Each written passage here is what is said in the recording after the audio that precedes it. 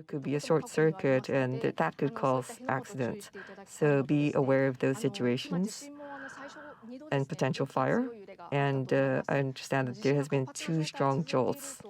I understand the earthquake is still very active. There could be another strong jolt as you try to